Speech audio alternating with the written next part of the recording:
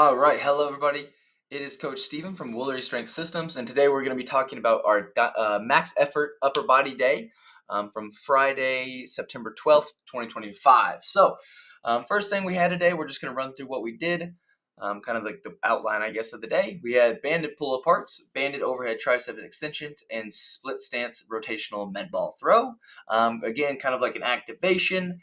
If you've been kind of following along, that's kind of been the theme. We usually do like a little warm up circuit activation type of thing, accessory, whatever you really want to say, um, just to kind of get the blood going, get warmed up, start feeling pretty good. And then we went into our main movement of the day, which was fat grip bench versus bands for a 1 rep max. Then we had some dumbbell incline bench for a 3-second eccentric on those, 3x15. Did those at 50 pounds today. For the single arm dumbbell rows, we did 4x8. 3x15 of it actually was 4x15. Apparently, I had it down wrong, so we'll have to fix that for when we go to next week. Of dumbbell collie press and barbell curls, and then we also had some banded side bends, which I did a little bit very different variation today. Me and TD, one of the other strength coaches, were he was showing me something rather than us trying something together. But anyway, that's kind of what the plan was or what we did today.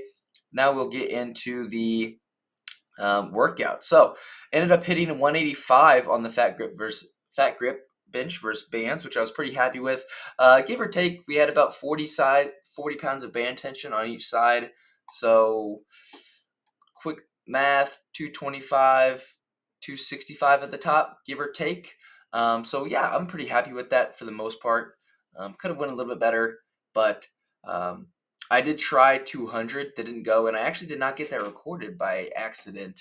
I think what I kind of happened, we'll talk about that when we get to it, actually. That'll probably be a better idea. So, for first things first, I did skip through band pull aparts and band overhead tricep extensions. If you all really want to see me do those, you can either go back and watch older videos or leave a comment and just say, Steven, hey, we really want to see some banded pull aparts. I'm assuming most people don't. If you do, great, and I will start recording those again. So just let me know. However, then we go down into some split stance rotational med ball throws. Just recorded one set of these. And I'm going to go back to the vertical recording for the time being, unless it just really doesn't end up looking that good. I know it's not perfect on the YouTube, but hopefully it's still big enough now that I've learned how to actually do an actual full screen and draw and things like that.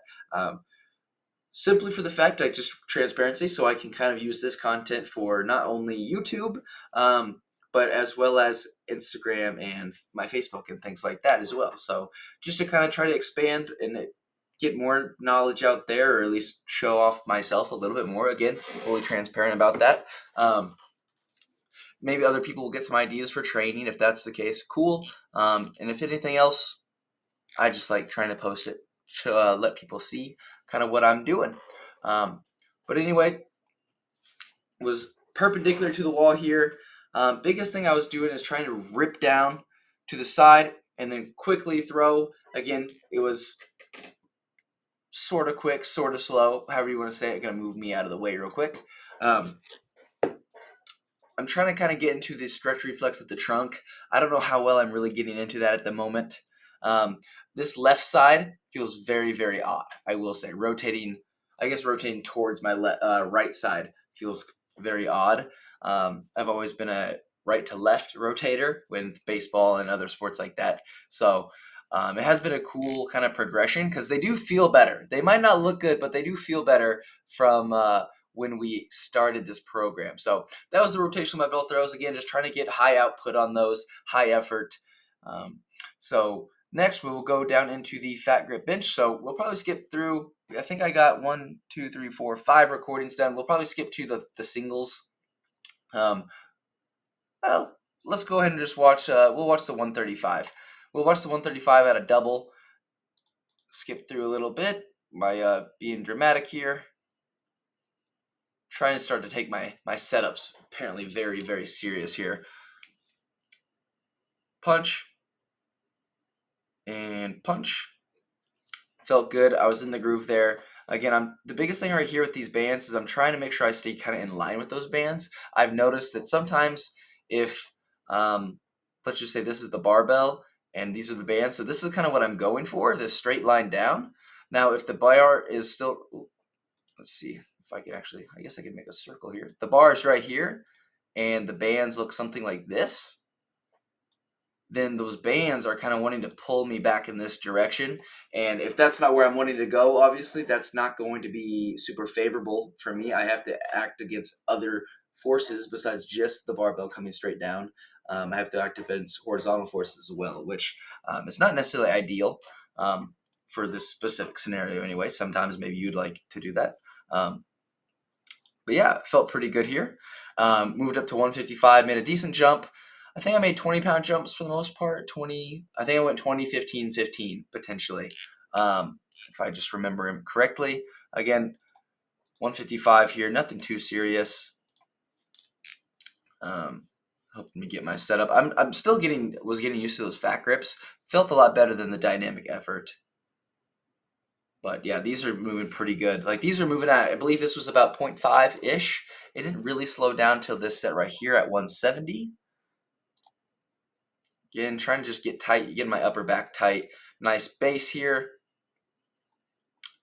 One thing I might be able to do better is kind of open my hips a little bit more, is what I'm kind of noticing right here.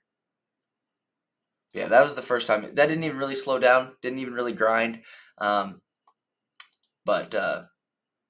yeah, that's really it. Like it didn't even grind. I think this was at 0.3 or 4.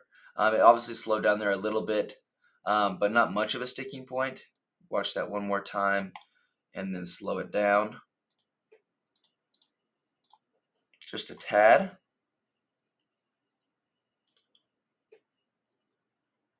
Slow it down. And you see it kind of slow down right through that mid-range just a little bit until my triceps got past there and just was able to punch it and lock it out. So again, pretty happy with that. And I went from 170 to 185, which was the last set that I actually completed. And unfortunately, I did not record the 200 set. I don't know for sure what happened there, if I just generally just didn't record it or not. But you'll be able to see here, it actually moved really, really well. Again, slower than the previous reps, but we also, again, made another 15-pound jump. So was expected to kind of the velocity of that to slow down a little bit. But overall, it moved really well. We kind of talked about it, and we all kind of agreed that the 15-pound jump that I took to 200 was probably a good move. 195 probably would have been the better jump, but 200 was not a bad jump is kind of what we kind of decided. And so as you can see right here, Cam back here, Cameron, is one of the GAs with the UCM strength staff. He was the one handing off to me for the 170 and 185. And then two variables changed for my 200 rep, which, not to blame this, I'm probably just not strong enough, which is most likely the case. But what changed is, I don't know if I'll be able to, I can't really zoom in, I don't believe. I can't remember if I can do that or not. All right, we might be learning here for a second. Okay, looks like I cannot. Yeah, doesn't look like I can. I wasn't actually sure if I could or not. Turnkey has a bunch of cool features that you can do with this, but I'm still learning on this too. But that would have been cool if I found that out. Anyway, these grips are right in here, about 2 fingers, about 1.5 inches, 2 inches away from the smooth part of the barbell in the middle there. But TD started to work in with us, and he's a little bit wider grip bencher. So instead of being 2 from the middle, it was actually 2 from the power rings on the outsides. So changed a little bit of that, where my grip placement was. So again, maybe didn't have the hugest, the most large effect on it, but that was a factor. And TD also was one that unracked it for me, or helped me with the handoff. Both of those were a little bit different. The grip probably didn't affect me as much as the handoff from TD. Not that it was like a bad handoff. However, Cam and TDA are slightly different heights. TD's got a little more leverage and just a little stronger. But also TD's used to kind of ripping off a lot more weight to hand off. So it felt a lot more unloaded on the unrack. So then as soon as I had it in the top position, it did feel really heavy. Not that it wasn't heavy, because it was give or take 280 pounds at the top. However, it just felt a lot heavier than I was expecting, I guess. So Again, excuses for sure, but next time, Steven, just pick it up. Again, the video's not there. Unfortunate, but I have it recorded right here. Missed 200 rep. So anyway, after I've just talked for 3.5 minutes for no reason, let's go on to here. Did 50s again, kind of with my idea here. Last week I got 50 for, oh, sorry about that. What's going on here? Last week I got, where are we at? Last week I got 50 for 15, 13, and 9, and it actually looks like that was odd. That was really odd. Okay, so we're actually at a different day right now. Let's see if we can go back to the lift that we're trying to look at. I apologize. Okay, there we go. Last week, looking at our history and not clicking on anything this time, we had 50 for 15, 13, and 9. Decided to just stick with the 50s. Got 15 for 2 and 11 for 1. Kind of fatigued out on that third set. So this is what my plan is. Is probably going to go up to 55. But I'm trying to just kind of just build the capacity to be able to kind of repeatedly do those weights. So I'm kind of just picking a weight and then trying to running with it until I hit those rep ranges that I'm looking for, and then slowly progress there instead of trying to hit 5 more pounds every week and barely hit the rep range. At least that's my plan. We'll kind of watch some of these.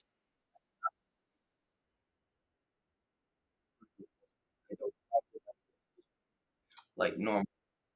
Gotta mute that just in case there's some background audio. So about 3 seconds on the way down. 3, at least a very good controlled fashion.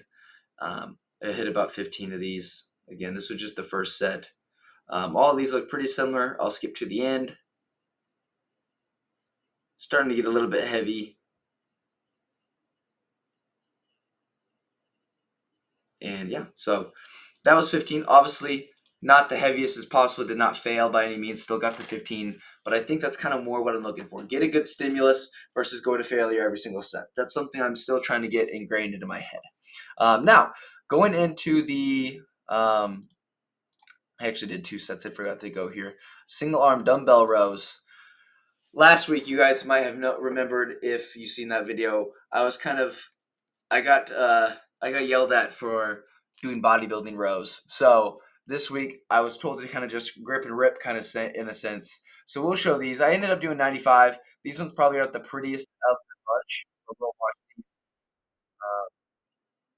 Again, not too sure why this is not letting me go full screen anymore. I think I messed it up earlier, so I apologize for that. We'll go full screen. So I'm obviously using a little bit of momentum. I ended up egoing it a little bit more. I probably should have stuck with the 90s. The biggest thing that I was happy with these, even though I am kind of using my upper body just a little bit to kind of leverage it up a little bit better. My first action of pull is still thinking about through my elbow versus like trying to like humph it up and curl.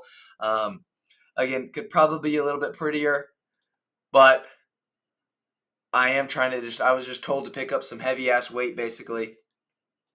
So that's what I did. And I did okay. I'm still trying to control that eccentric. I'm not just launching it and then letting it drop, launching it, letting it drop. I'm still controlling it. We'll watch this 90 for comparison and see which actually went a little bit better. So here is where I'm actually not figuring out the eccentric until right there. I decided I can actually slow it down. Again, feel free to comment and give me your thoughts on this. There's Markayla. I'm generally more of a not split stance dumbbell rower, but more of a more methodical with my rows. But again, I was told to just kind of grip and rip, so that's what I did. Let me know what your thoughts are on that. And again, I'm training for strength, so like there's a little bit difference between bodybuilding. Obviously, you still want good technique and things like that. So I don't know. Just give me your thoughts and opinions on that. I'd like to see what they are.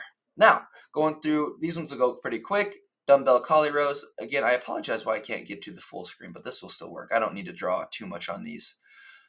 Again, just kind of pushing out with those bands, making the external rotators work, and then pushing up overhead, pushing the head through 4x15 on those. Again, not going to make you watch all of those reps. They're all pretty much the same. The last few got heavy, but the last 2 sets were really tough. And then we went to the barbell curls. So same principle applies here with the incline dumbbell press. Just going to ride 70 pounds for a while until I'm hitting 15s.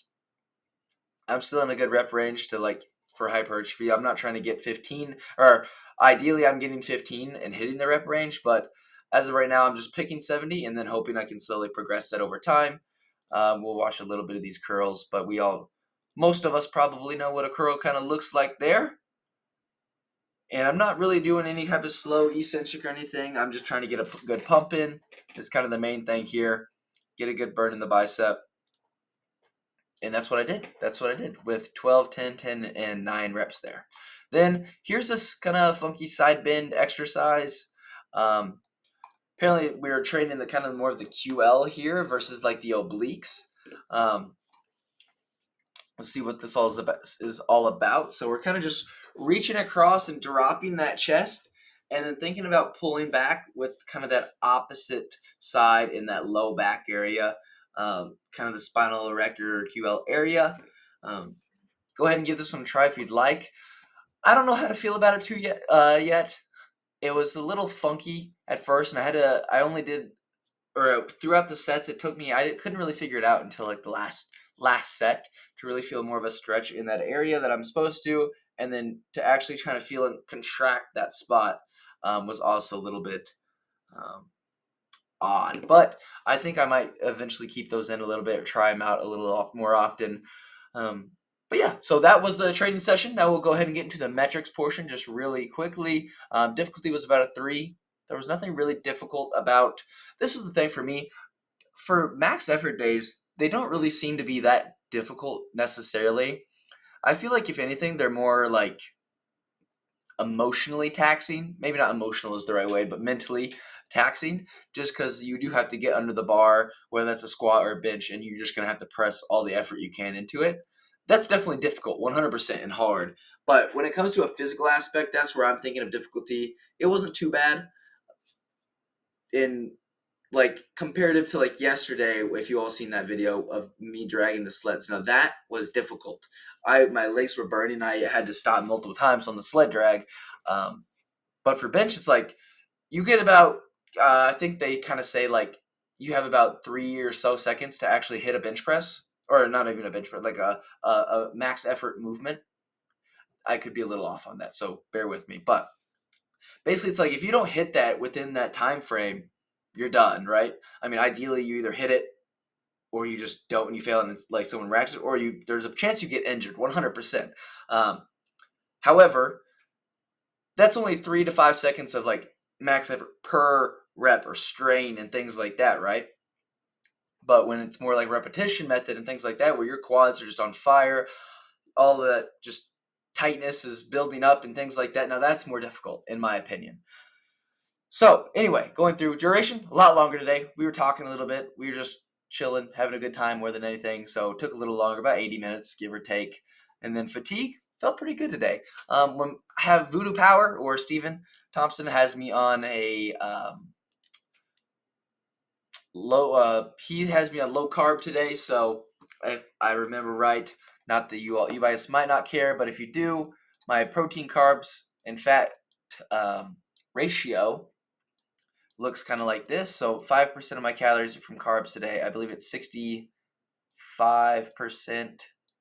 from fats, and then 30, if my math is correct, 30% is from protein. So this is kind of what I'm looking like today. And fatigue actually felt pretty good. I thought with being on low carb for today would be difficult, but it's honestly felt pretty good so far. So yeah, anyway, that's kind of it right there. I don't have my nutrition tracked, unfortunately, to show you at the moment, but because I'm still eating throughout the day. But anyway, that's all I got for you all. Have a good one, and thank you for watching. Bye.